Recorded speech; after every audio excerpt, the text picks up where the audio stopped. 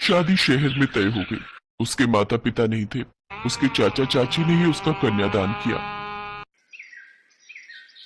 सुधा तुलसी पहली बार शादी के बाद फेरा डालने आई है। हमने उसके दहेज में कुछ भी नहीं दिया।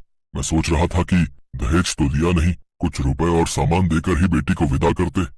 अरे दिमाग खराब है क्या तुम्हारा? क्या जरूरत है? चुपचाप ये पैसे अपने पास रखो।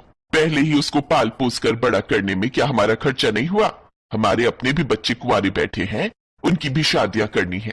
कुछ नहीं देना इसे दहेज में। बस अपनी धन्नो को यहाँ से ले जाएगी। इसके माँ बाप मरते हुए खाली इसकी भैंस को छोड़ गए थे। अब दहेज में अपनी भैंस ही लेकर जाएगी। उसके अलावा हम कुछ नहीं देंगे। अच्छा धीरे बोलो, मैं बात करता हूँ। तुलसी बिटिया एक काम कर, तू पहली बार शादी के बाद आई है। मैं एक काम करता हूँ, एक गाड़ी में धन्नो को तेरे साथ भेज देता हूँ। तो अपने धन्नो को भी साथ लेती जा। यहाँ पर तेरे बिना ये रह नहीं पाएगी और हम दोनों तो इस उम्र में इसे संभाल नहीं पाएंगे। सच में चाचा जी, मैं धन्नो को अपने साथ ले जाऊं? ठीक है, चल धन्नो, अब तू मेरे साथ रहेगी। हाँ हाँ, ले जा इसे। यहाँ इसकी कोई जरूरत नहीं है।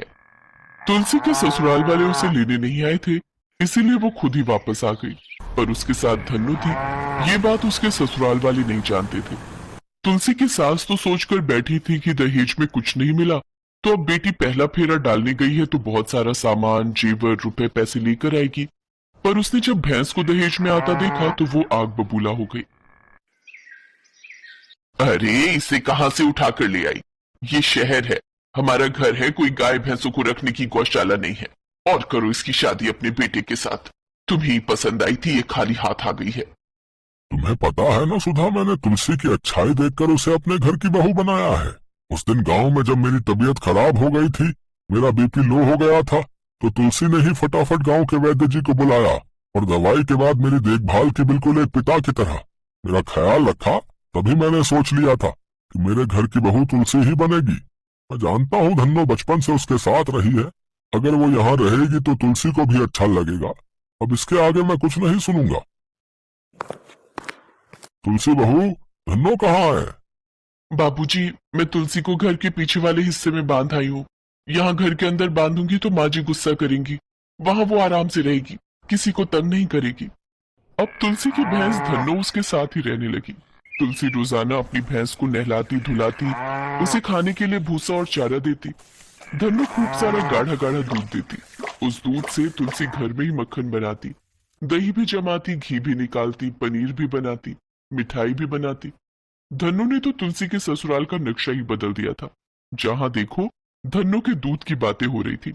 वाह वाह, बहू ये सफेद मक्खन और छाछ, आहा हा, भाई मजा ही आ गया। थोड़ा और देना। अभी देती हूँ बाबूजी। सुनिए, आपको भी आलू के पराठे पर मक्खन रख दूं? अब नहीं तुलसी, रोजाना ये मक्खन घी दही खाकर मैं मोटा होता जा रहा हूँ। मुझे कुछ नहीं लेना, मुझे सादा पराठा दे दो। अरे बेटा, अभी तो उम्र है ये सब खाने की। वैसे भी धन्नो हमारे घर की ही भैंस है, कोई नुकसान नहीं होगा। जब देखो तब धन्नो के गुण गाते रहते हैं। पूरे घर में भैंस के गोबर की बदबू फैली रहती है।